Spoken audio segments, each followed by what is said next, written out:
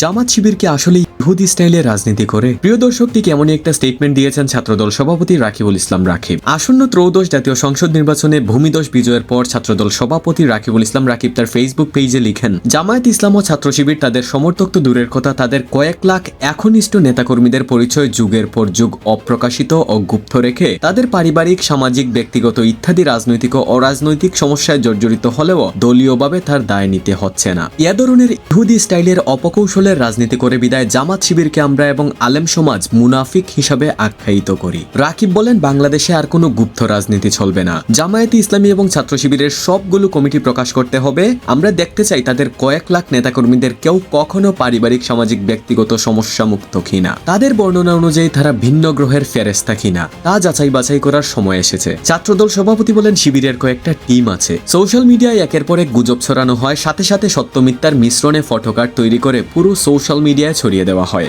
অধিকাংশ ক্ষেত্রে এ ধরনের অপকর্মগুলো শিবির সরাসরি ফেস করে না, শিবিরের বি টিম এবং সি টিমকে কাজে লাগায়। তিনি বলেন, লাখ লাখ নেতাকর্মীদের গুপ্ত রেখে বিএনপিকে রাজনৈতিকভাবে হেয় প্রতিপন্ন করার এ অপকৌশলের রাজনীতি আর চলতে দেওয়া হবে না। অচিরেই এই বিষয়টি রাজনৈতিকভাবে সুরাহা করা হবে। তো প্রিয় দর্শক, ছাত্রদল সভাপতির এই স্টেটমেন্টটা আপনার কাছে কেমন লেগেছে? আপনার মতামত অবশ্যই কমেন্টে জানাবেন।